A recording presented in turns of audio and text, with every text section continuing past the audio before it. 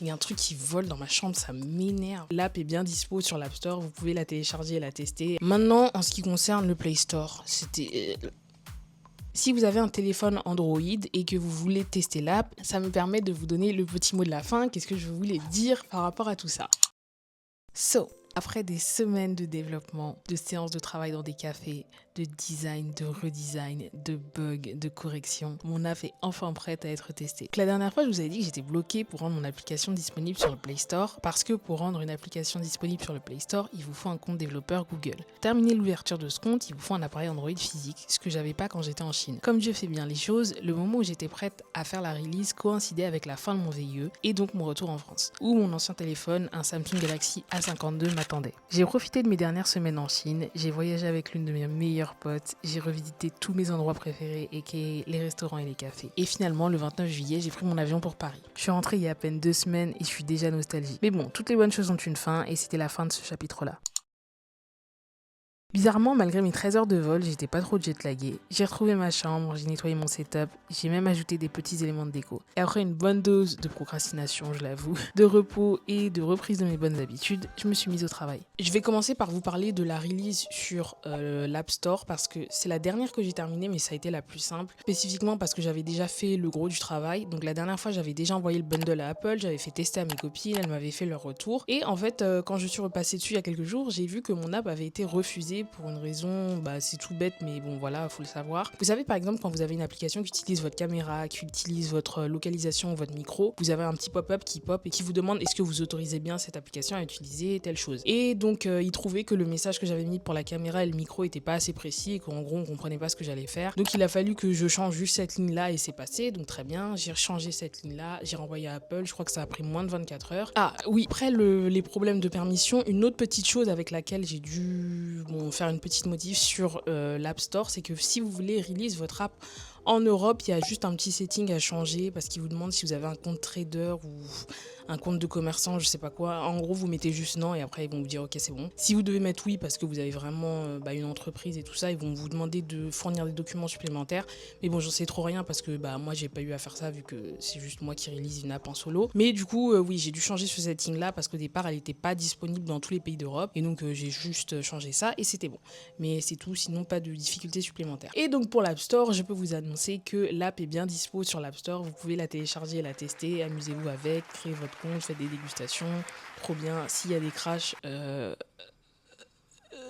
je corrigerai, mais super contente. Donc pour l'App Store, c'est terminé. Si je devais noter le process de release sur l'App Store, je mettrais 4 sur 5 et j'enlève juste une étoile parce que j'ai payé 99 € pour un an et donc je trouve que c'est un peu cher. Sinon, c'est facile d'interagir avec l'interface. En fait, tout s'est bien passé sur l'App Store, donc ouais, je mets 4 étoiles sur 5, vraiment très bien. L'app est dispo, donc je suis super contente. Maintenant, en ce qui concerne le Play Store, je vais commencer par dire ça, l'interface est horrible. Je trouve l'interface super moche, je suis vraiment désolée, je suis pas désolée. L'interface est horrible, elle est pas du tout user-friendly, j'ai dû faire plein de trucs, genre créer un compte de service où, en gros, vous savez, c'est un peu les choses que vous faites où vous comprenez pas trop ce que vous faites, et juste on vous dit fais ça, crée ça, appuie là et tout ça, avec une clé, tout, enfin bref. Je trouve que le process de release sur le Play Store est vraiment pas facile ou en tout cas pas aussi évident que sur l'App Store. Et ajouter à ça, parce que évidemment les galères sont jamais finies, attendez ce que je vais vous dire après. Une fois que vous avez rempli tous les formulaires, que vous avez créé tous les trucs à droite à gauche et que vous pensez que vous pouvez release votre app, et pas du tout. Je vous rappelle que pour un compte développeur, vous devez payer 25 €, mais c'est 25 € à vie. Vous devez faire tester votre app en test fermé. Qu'est-ce que ça veut dire? Ça veut dire que vous devez trouver 12 personnes, enfin c'est un minimum, vous devez trouver minimum 12 personnes qui vont tester votre app pendant 14 jours. Tester pendant 14 jours, ça veut pas dire que tous les jours, il faut que la personne ouvre l'app et fasse des trucs avec, mais il faut que pendant 14 jours, les personnes gardent l'app sur leur téléphone et qu'elles le testent régulièrement. Pas forcément tous les jours, mais juste ici et là, elles ouvrent l'application, elles font des trucs avec, voilà. Je trouve ça hyper contraignant parce que c'est compliqué de trouver 14 personnes avec un téléphone Android qui vont tester une app pendant 14 jours. Je comprends pas pourquoi ils font pas comme Apple parce que de toute façon, ils vont review votre app avant de la mettre en production, donc pourquoi obliger les gens à trouver... Enfin bref, je trouve ça vraiment dommage, mais bah c'est comme ça, on n'a pas le choix. Je vous dis tout ça pour vous dire que c'est l'étape à laquelle j'en suis pour la release sur le Play Store. Donc moi, de mon côté, j'ai fait tout ce que je pouvais faire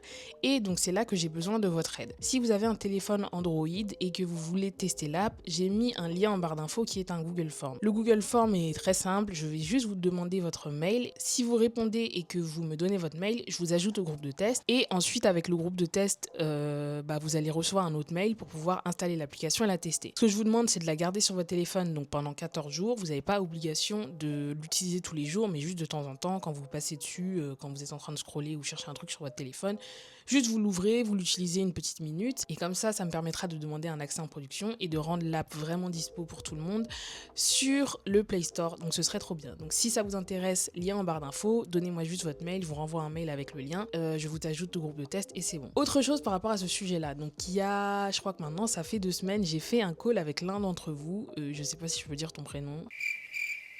Bon, si tu passes par là, tu te reconnaîtras. Encore merci. On a discuté de ce problème-là parce que oui, forcément, si vous avez déjà essayé de release une app sur Android, vous avez rencontré ce problème-là. En tout cas, si vous avez fait un compte après 2023. Je vais faire un groupe Discord. Pareil, le lien est en barre d'infos. C'est un groupe Discord qui est exclusivement fait pour les personnes qui ont envie de tester des apps ou si jamais vous avez une app vous-même à faire tester pour qu'on puisse connecter les testeurs justement plus simplement, qu'on puisse avoir 12 testeurs engagés le plus rapidement possible. Donc, si ça vous intéresse, je mets un lien en barre d'infos, vous pouvez rejoindre le groupe. C'est un groupe essentiellement fait pour ça, donc pour faire tester son app et tester les apps des autres. Quelle que soit la plateforme sur laquelle vous allez tester, sur laquelle vous voulez tester, je compte sur vous pour laisser vos retours en commentaire, pour me dire s'il y a des bugs et que je puisse corriger et voilà. Mais c'est la fin du process. Ah oui, peut-être que je vous montrerai sous format court. Je vais demander à ma soeur aussi de tester.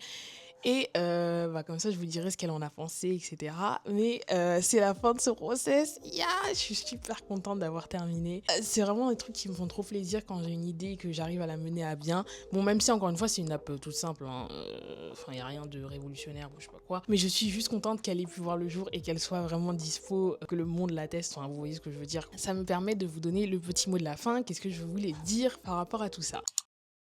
J'espère que quand vous regardez ces vidéos, si vous avez suivi depuis le début, le but c'est pas seulement que vous regardiez et que vous soyez là en mode ah ok elle fait ça machin et tout ça, c'est que ça puisse vous encourager à commencer vos propres projets. Personnellement je sais que oui, un speech où on me dit voilà prends ta vie en main, fais ça, mange bien, fais du sport et tout ça, ça me motive, mais ça me donne surtout un petit pic de dopamine qui je sais va retomber très vite. Moi personnellement ce qui me motive vraiment c'est de voir des gens faire. Je sais que quand je regarde des vlogs où c'est quelqu'un qui construit quelque chose de A à Z ou une journée de travail où la personne dit je m'organise comme ça, je fais ça après ça et que je le vois vraiment, ça me motive parce que du coup je suis en mode qu'est-ce que je fais de ma vie là, c'est pas possible, et ça me donne envie de moi-même faire des choses et j'espère que c'est le sentiment que vous avez quand vous regardez ces vidéos. C'est ce que je veux que vous reteniez de ces vidéos, pas forcément comment faire ce que moi j'ai fait, bien sûr si vous voulez le faire tant mieux, quel que soit le domaine auquel ça s'applique. J'espère que vous vous dites moi aussi je peux faire des choses cool, moi aussi j'ai envie d'apprendre ça, moi aussi j'ai envie d'apprendre quelque chose, j'ai envie d'en faire un produit, j'ai envie que mes idées voient le jour. J'espère que c'est ce que vous retenez de toutes ces vidéos et c'est ce qui me fait vraiment plaisir de partager ça, de partager les choses que j'aime bien, mes petites créations et tout ça.